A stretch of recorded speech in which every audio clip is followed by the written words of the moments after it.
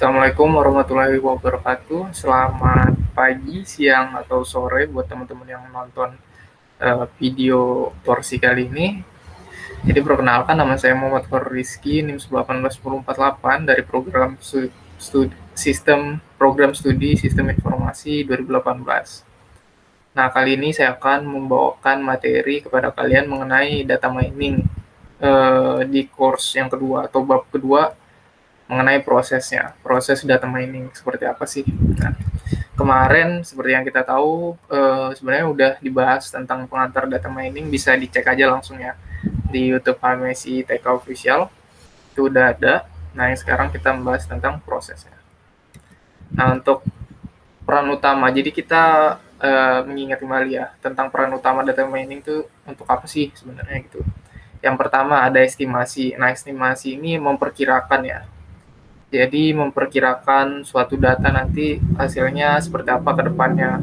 Prediksi hampir sama dengan estimasi. Cuman yang membedakan estimasi dengan prediksi ini, estimasi itu dia melibatkan data historis. Jadi datanya tuh harus historis gitu, harus ada waktu-waktu tertentu gitu.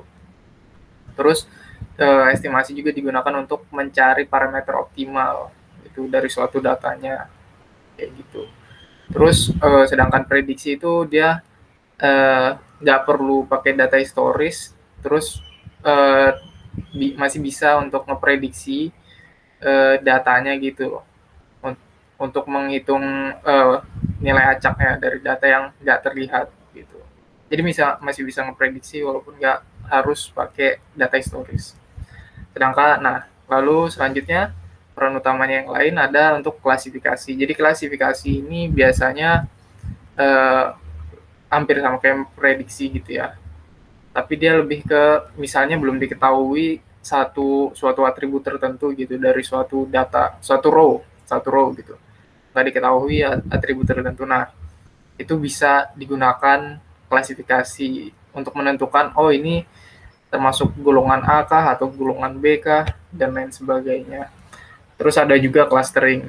Clustering itu mengkelompokkan. Nah, mengkelompokkan dan menggolongkannya apa sih bedanya? Kalau clustering sama klasifikasi apa bedanya? Nah, kalau klasifikasi itu dia menentukan isi dari atribut di satu baris tertentu gitu. Itu klasifikasi. Sedangkan kalau clustering itu dia mengkelompokkan data berdasarkan row-nya, data-datanya itu, row-nya misalnya atributnya apa aja. Nah, nanti dicari persamaan, kemiripan antara datanya itu seperti apa gitu. Nanti dikelompokkan jadi satu. Nah, itu namanya clustering.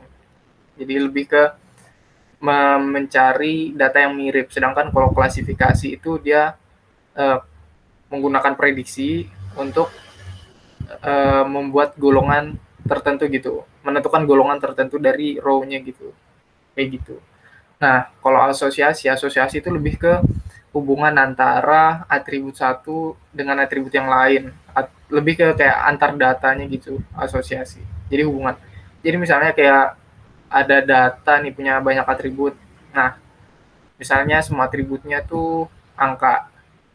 Nah, terus tuh dapat dilihat gitu, misalnya atribut yang satu itu angkanya tinggi, terus tuh atribut kedua tuh angkanya rendah. Nah, nanti kan bisa dilihat di situ kayak polanya, misalnya nanti kelasnya apa, atribut ini, atribut atribut satu, atribut duanya gimana gitu. Nah, misalnya atribut satunya lebih tinggi, terus tuh dilihat lagi atribut duanya, oh semuanya juga kalau misalnya lebih tinggi, lebih rendah juga atribut keduanya. Nah, itu yang dinamakan dengan asosiasi polanya gitu, yang dicari kayak informasi. Jadi nanti bakalan menghasilkan kesimpulan buat pengguna, buat kita gitu. Kayak gitu sih. Oke, lanjut. Kita langsung aja ke proses data mining ya.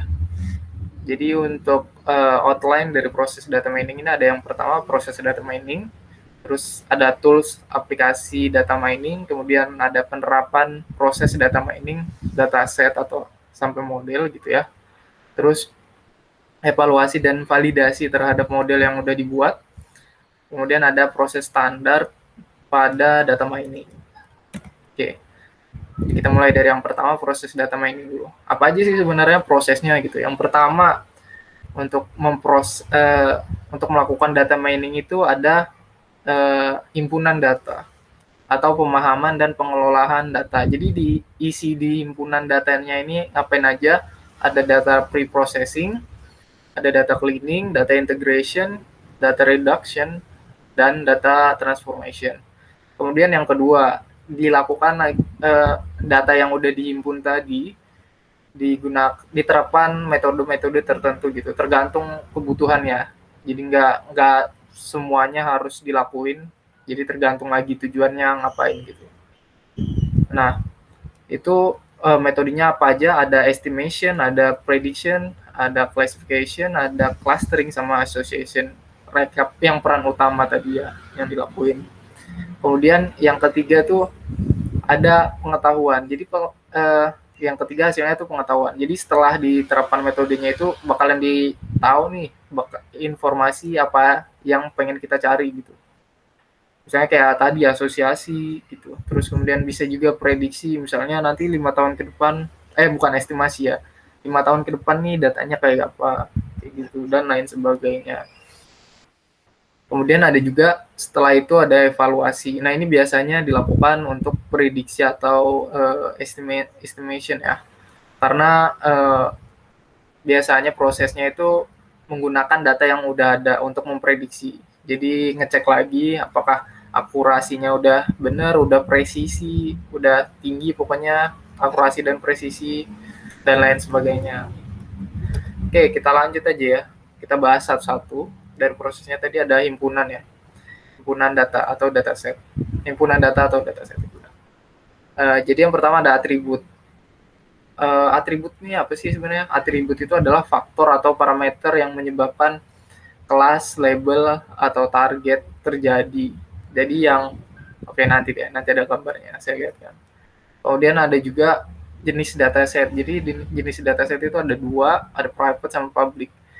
Untuk yang private itu adalah dataset yang dapat diambil dari organisasi yang kita jadikan objek penelitian. Nah biasanya private dataset ini nggak diizinkan ya oleh organisasi tertentu untuk dipublikasikan.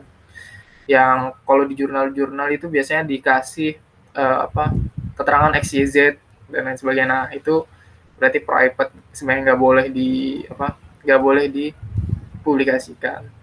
Itu kemudian ada juga public dataset. Nah dataset public ini dapat diambil dari repository publik yang disepakati oleh para peneliti data mining. Contohnya ada UCL repository, terus ada ACM,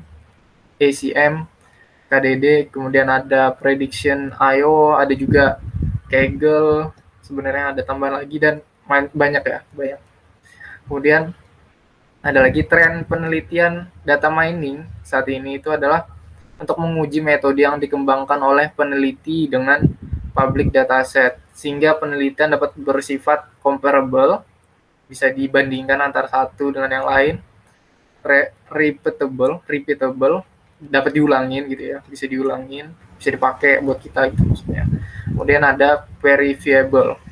Verifiable ini terverifikasi, dapat dilihat dari kayak repeatable-nya tadi gitu. Terus di comparable. Nah, kayak testimoni gitu lah. Ya, kita bisa lihat. Jadi kita bisa tentuin sendiri mana metode yang pengen kita pakai gitu. Terbaik lah menurut kalian, menurut kita gitu ya. Nah ini contoh dari satu dataset ya. Nah ini disebut atribut yang di atas ini. Jadi atribut tuh kolom ya. Bahasa lainnya juga sebenarnya kolom atau fitur juga bisa. Nah, ini termasuk atribut yang sepal length, sepal width. Oh ini data petal ya. Data ini apa sih? Iris, data iris ya benar. Data iris. Kemudian ini ada contoh kelasnya atau label atau target ya. Jadi nama lainnya juga label, nama lainnya juga target gitu. Ini jadi ada iris tosa, ada iris versicolor ya, versicolor sama iris virginica. Kayak gini. Kemudian di sini ada record ya. record atau objek. Jadi record atau objek atau sampel atau tuple ini yang baris ini ya, yang baris. Nah, baris ini sebenarnya nama lainnya juga bisa ditambahin lagi row gitu. Nah, orang-orang juga biasanya nyebut row. Tuh, jadi banyak ya. Bisa diingat, harus paham, harus tahu sebenarnya. Kemudian ada juga nominal, ini jenis data nominal. Data nominal itu dia bisa digolongkan kayak gini gitu. Ada iris, setosa, dan lain sebagainya. Kemudian untuk numerik itu dia bentuknya angka gitu ya. Oke, kita lanjut ke metode data mining. Nah, untuk metodenya tadi ya, yang udah kita lihat itu, yang udah saya jelaskan juga, untuk estimasi, itu metodenya ada linear regression, kemudian ada neural network, ada support vector machine. Biasanya metode-metode ini nih estimasi ini digunakan untuk memproses data-data numerik ya biasanya ya. Contohnya ini kayak regression. Tapi bisa juga sih sebenarnya pakai yang golongan data nominal. Itu juga bisa sebenarnya. Data ini ya, nominal tadi ya. Jadi estimasi ya, pokoknya yang perlu kita ingat, estimasi itu dia melibatkan data historis, itu aja sih sebenarnya. Data historis gitu. Kemudian ada prediction atau forecasting ya. Prediksi atau peramalan sama juga, bisa linear regression, neural network, dan lain sebagainya. Kemudian untuk classification atau klasifikasi ini ada naive Bayes, KNN, kemudian C45, dan lain sebagainya. Sebenarnya neural network juga bisa, SVM juga bisa, super vector machine ini, linear regression, ya kayaknya bisa juga. Nah, kalau clustering, ini pengelompokan ya, beda lagi. Jadi K-means, jadi metodenya ada K-means, ada K-modoid, terus ada SOM, ada fuzzy, C-means. Sebenarnya fuzzification juga ada di classification. Ya banyak ya sebenarnya. Kemudian ada juga asosiasi. Nah, di sini ada pakai FP growth, ada pakai a priori juga, ada coefficient of correlation, chi-square. Banyak sih, macam-macam metodenya. Ya, ini saya sebutkan beberapa aja gitu. Kemudian untuk yang ketiga, jadi hasil dari metode tadi kita terapkan, didapatkan pengetahuan, informasi gitu. Nah, biasanya kayak apa sih yang didapatkan gitu? Contohnya bisa, salah satunya ada formula ya, formula. Jadi kayak fungsi ya, kayak rumus lah, rumus fisika. Nah, itu bisa didapatkan dari penerapan data mining gitu. Hasil dari ngelihat asosiasi apa segala macam gitu ya. Terus ada juga decision tree. Nah, decision tree sendiri, pohon keputusan, ini biasanya kita pakai kayak misalnya untuk mengetahui buah yang mateng, ya, buah mangga yang mateng ini bisa pakai decision tree, pohon keputusan gitu. Jadi kayak berfungsi hampir sama kayak ahli gitulah ya. Dan decision tree ini juga merupakan salah satu teknik atau metode klasifikasi tadi. Kemudian ada tingkat korelasi. Nah, tingkat korelasi ini biasanya untuk menentuin hubungan antara atribut gitu ya, antara atribut datanya gitu. Nah, kemudian ada rule. Rule ini hampir sama dari decision tree ya. Jadi kayak ya dari decision tree nanti dibuat rule gitu. Ya sama kayak dari decision tree juga bisa dibuat kayak formula gitu. Terus tuh pengetahuan contoh yang lain itu ada cluster. Nah, cluster ini yang sudah saya sebutkan tadi, yang dikelompokkan gitu ya, data-datanya dilihat dari kemiripannya gitu. Dilihat dari kemiripannya. Banyak sih sebenarnya metode untuk mencari klasifikasi clustering tadi. Selain K-means apa segala macam gitu ya. Oke, kemudian ada proses selanjutnya evaluasi. Jadi evaluasi ini tadi kan misalnya kita udah dapet nih pengetahuannya apa gitu. Biasanya kalau misalnya prediksi udah didapat gitu data yang atributnya kosong nih apa tadi gitu ya. Nah, terus dievaluasi. Biasanya data yang atributnya kosong ini sengaja dikosongkan untuk untuk untuk dilakukan untuk ngebuat model dia lebih biasanya gitu ya.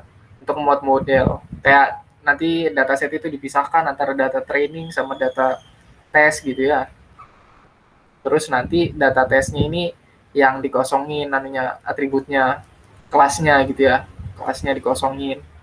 Nah, kelasnya udah dikosongin tapi sebenarnya ada kelasnya, cuman mau dipakai buat dievaluasi. Nah, biasanya pakai data tes itu gitu. Untuk untuk estimasi evaluasi untuk tiap metode tadi, metode yang di penerapan metode yang di tahap kedua itu, contohnya nih, untuk estimasi ada untuk menentukan errornya kita bisa pakai yang estimasi ya. Untuk menentukan errornya itu, tingkat errornya seberapa banyak, itu kita bisa pakai root mean square error, RMSE, MSE, MAPE, dan lain sebagainya. Kemudian untuk prediction, untuk memprediksi juga bisa pakai RMSE, MSE, MAPE, dan lain-lainnya juga gitu ya. Terus untuk classification, nah classification sendiri ada confusion matrix ya. Jadi untuk untuk mengetahui akurasi dari model yang udah dibuat gitu ya. Nah, terus tuh ada juga ROC curve, area under curve gitu. Itu juga ada. Ada juga kalau nggak salah nilai siluet ya. Siluet matrix siluet value ya. Saya lupa. Nah, itu juga bisa dipakai untuk untuk mengevaluasi model yang udah dibuat. Terus tuh untuk clustering ada internal evaluation, bisa pakai Davis Bouldin Index, Dune Index. Kemudian untuk external evaluation-nya ada RAND measure, ada F measure, ada Jacquard Index, ada Volkes Mallows Index, terus ada confusion matrix juga. Nah, terus tuh untuk association-nya atau asosiasi, itu untuk evaluasi apa yang dievaluasi biasanya lift chart. Nah, lift chart ini lift ratio kita bisa pakai, kemudian presisi dan recall. Recall itu kayak mengingat gitu ya. Nah, itu pakai F measure kayak gitu. Ya, sebenarnya ada banyak sih, nggak cuma ini aja. Sebenarnya ada banyak ya. Bisa pokoknya karena data mining tuh salah satu ilmu yang cepat berkembang gitu. Dan metodenya juga banyak gitu. Ya, nggak cuman yang ada yang saya sampaikan di materi ini, tapi banyak kalian bisa searchnya ya, banyak deh. Ya. Kemudian untuk guide atau penunjuk tutorial untuk mengklasifikasi AUC itu yang pertama, jadi AUC ini tadi yang klasifikasi ya, area under curve. Oke, yang pertama jika nilainya didapat nih 0,9 sampai 1 berarti klasifikasinya model yang dibuat itu udah bagus banget, udah excellent, bagus banget pokoknya lah. Nah, tapi biasanya jarang banget sih. Kayaknya kemungkinan jarang banget untuk sampai 1 gitu ya. Biasanya. Kemudian untuk 0,8 sampai 0,9 itu udah bagus. Itu klasifikasinya bagus, modelnya bagus. Ya, terus tuh kalau yang 0,7 sampai 0,8 itu ya cukup lah ya. Terus tuh kalau yang 0,6 sampai 0,7 itu poor, berarti jelek. Modelnya nggak bagus gitu. Datanya mungkin kesalahannya bisa di data kah, atau metode yang dipakai kah, gitu ya, dan lain sebagainya. Kemudian yang 0,5 sampai 0,6 ini failure, berarti jelek banget gitu ya, kayak gagal gitu, modelnya gagal, nggak bisa dipakai gitu ya. Oke. Jadi di classification tadi benar-benar. Oke, selanjutnya untuk kriteria evaluasi dan model gitu. Untuk akurasi, biasanya ukuran dari seberapa baik model mengkorelasikan antara hasil dengan atribut dalam data yang telah disediakan. Nah, terdapat berbagai model akurasi, tetapi semua model akurasi tergantung pada data yang digunakan. Jadi semuanya tergantung ke kebutuhan lagi gitu. tergantung ke data lagi yang kita pakai. Kemudian untuk kehandalan, ukuran di mana model data mining diterapkan pada dataset yang berbeda. Kemudian model data mining dapat diandalkan jika menghasilkan pola umum yang sama terlepas dari data testing yang disediakan. Kemudian untuk yang ketiga, kegunaan. Terus dalam kegunaan ini mencakup berbagai metrik yang mengukur apakah model tersebut memberikan informasi yang berguna. Nah, keseimbangan antara ketiganya ini diperlukan. Jadi karena belum tentu model yang akurat adalah handal gitu. Dan yang handal atau akurat belum tentu berguna gitu ya. Kayak gitu. Jadi harus seimbang ya antara 1, 2 dan 3. Untuk tool aplikasi yang digunakan untuk data mining sendiri ada Magic Quadrant for Advanced Analytic Platform ya. Kemudian di sini bisa kita lihat ya, untuk SAS ini yang leader ya, maksudnya leader itu lebih ke ini memimpin ya, yang lumayan bagus lah ya.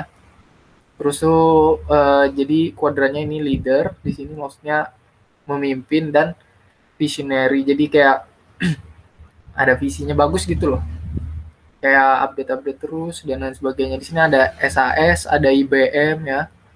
Ada KNIME, ada Rapid Miner, ada Alteryx, Microsoft juga ada, Alvin Data Lab, kemudian SAP ada juga, Vico, terus ada Angus ini ya, ada Prediction. Nah, pokoknya yang bagus ini SAS, IBM, KNIME, dan Rapid Miner ini. Ini lumayan bagus ini ya. Ini leader, yang pokoknya paling bagus gitu. Terus ada Visionaries, ya, yang lumayan lah. Terus ada juga Challengers. Di sini ada Dell, ada SAP juga di tengah-tengah ya, hampir ya. Kemudian ada juga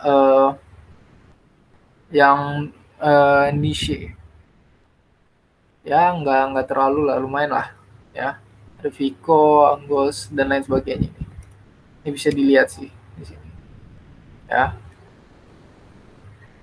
Ini sama yang tadi. Ini 2015 tapi ini 2016-nya ya perubahannya ini. SAS tetap, Rapid Miner juga tetap yang bagus ya. Jadi yang biasa kita gunakan itu Rapid Miner sih untuk di ITK sendiri. Gitu. Sebenarnya ada juga Waikato, itu saya juga pakai kemarin. Lumayan sih. Tapi kayaknya untuk data yang ya mungkin untuk beda kebutuhan kayaknya belum bisa deh. Cuman beberapa gitu mungkin bisa. Nah, di sini bisa kita lihat ya. Leader, strong performers, risky bet nih, contender. Ya, kita bisa lihat yang mana aja yang lumayan bagus gitu. Tapi ini di 2015 ya. Nah, ini saya akan memperkenalkan ya tentang Rapid Miner sendiri. Perkembangannya dimulai dari 2001 oleh Ralph Klinkenberg, Ingo Merswa, dan Simon Fischer di Artificial Intelligence Unit dari University of Dortmund, ditulis dalam bahasa Java. Nah, untuk Rapid Miner ini dia open source ya, berlisensi AGPL. Nah, kemudian software data mining peringkat pertama pada polling oleh KD Nuggets, sebuah portal data mining sejak tahun 2010. Jadi kalian bisa searching juga tentang KD Nuggets ya untuk belajar tentang data mining. Kemudian ada fitur Rapid Miner sendiri, itu dia ada menyediakan prosedur data mining dan machine learning termasuk ETL, extraction, transformation, dan loading. Kemudian ada data preprocessing, visualisasi, modeling, dan evaluasinya. Kemudian untuk proses data miningnya tersendiri tersusun atas operator-operator yang nestable, dideskripsikan dengan XML dan dibuat dengan GUI. Jadi nggak pakai ini ya, nggak ngoding gitu deh, nggak pakai kode-kode gitu deh. dan mengintegrasikannya proyek data mining pakai WK, mengintegrasikan proyek data mining WK dan statistika R. Terus atribut pada Rapid Miner sendiri ada karakteristik. Jadi atribut itu karakteristik atau fitur dari data yang menggambarkan sebuah proses atau situasi. Contohnya kayak ID dan atribut biasa lainnya. Kemudian untuk atribut target itu atribut yang menjadi tujuan untuk diisi oleh proses data mining. Contohnya yang kayak tadi label, kelas, cluster weight, dan lain sebagainya. Untuk tipe nilai atribut di data mining, Rapid Miner, itu ada nominal, ada binomial. Nominal ini nilai secara kategori, binomial ini nominal 2 nilai, polinomial ini nominal lebih dari 2 nilai, numerik ini nilai numerikal, ya nilai numerik secara umum lah, integer, terus ada real, bilangan nyata, ada teks, terus tuh ada date, time, tanggal waktu, ada date, cuma tanggal doang, dan time waktu. Nah, untuk data dan format datanya sendiri, data menyebutkan objek-objek dari sebuah konsep gitu ya. Nah, ditunjukkan sebagai baris dari tabel. Untuk metadata menggambarkan karakteristik dari konsep tersebut yang ditunjukkan dalam kolom dari tabel.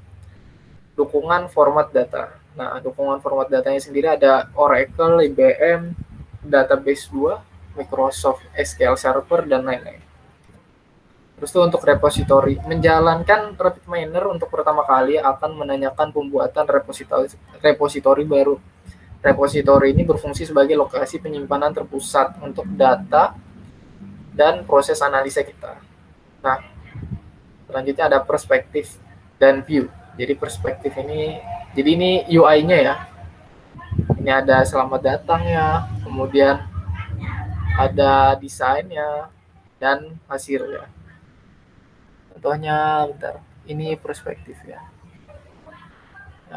Terus ini ada actionnya ya, ada last process, biasanya historinya, terus ini aksi yang bisa kita lakuin, ini nge-view apa aja, biasanya kayaknya tab deh ya. Terus ada perspektif juga sini, dan ada berita-berita mengenai Rapid Miner. Terus itu ada perspektif pusat di mana semua proses analisa dibuat dan di-manage Oke, kemudian pindah ke perspektif desain. Jadi desain ini di atas ya, mungkin atas ini. Nah, dengan apa itu, tombol dengan lambang seru dan lain sebagainya. Klik tombol paling kiri atau gunakan menu view, terus tuh perspektif dan desain. Nah, untuk ke menu ini. Kemudian untuk view operator, ya untuk view operator sendiri, ini ya, proses kontrol ada untuk mengontrol aliran proses seperti loop atau conditional branch. Kemudian ada utility untuk mengelompokkan subproses, juga makro dan logger. Kemudian ada repository access untuk membaca dan menulis repository, ada import untuk membaca data dari berbagai format eksternal. Kemudian ada export juga untuk menulis data ke berbagai format eksternal. Ada data transformation untuk transformasi dan metadata, ada modeling untuk proses data mining yang sesungguhnya, seperti klasifikasi, regresi, dan lain sebagainya. Kemudian ada evaluation untuk menghitung kualitas dan performansi dari model.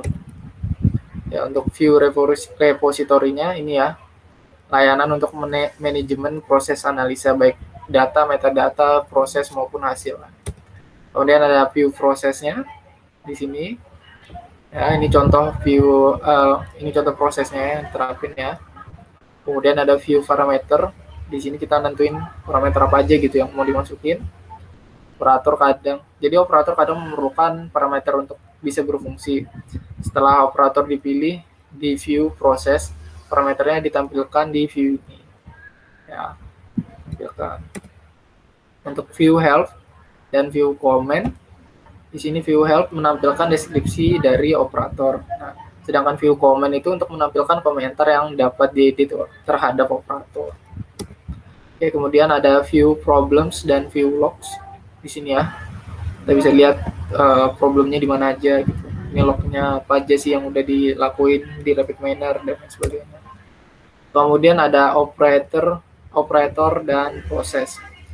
Proses data mining pada dasarnya adalah proses analisa yang berisi alur kerja dari komponen data mining.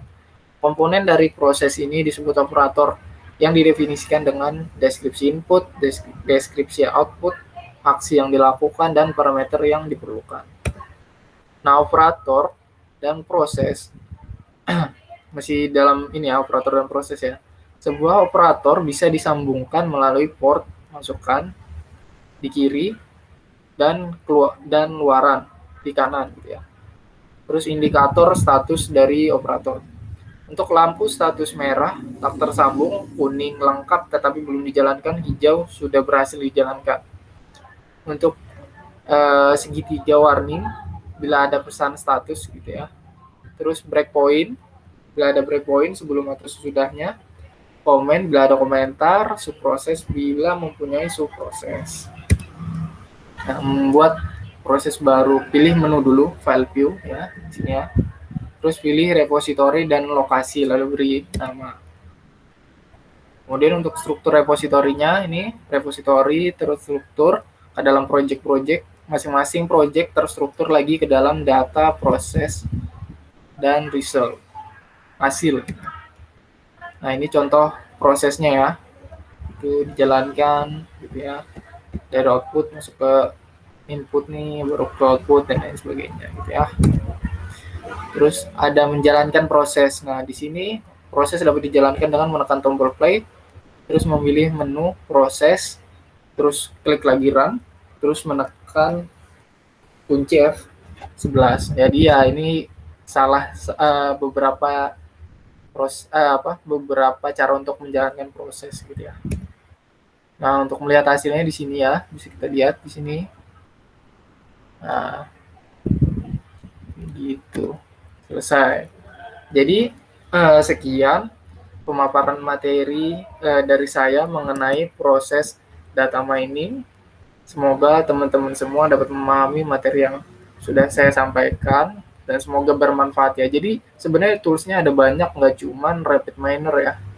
Pakai Google Colab itu juga bisa, pakai Waikato seingat saya itu juga bisa. Jadi banyak ya aplikasinya menurut saya. Nggak harus ini. Karena sebenarnya saya juga lebih sering menggunakan lebih sering menggunakan tools di Google Colab. Jadi ngoding gitu ya. Ya, gitu. Ya, kalau di Google Colab berarti harus sudah paham mengenai bahasa pemrograman Python. Oke. Jadi sekian. Terima kasih. Semoga bermanfaat. Jika ada pertanyaan silahkan komen di kolom komentar video ini. Terima kasih semuanya.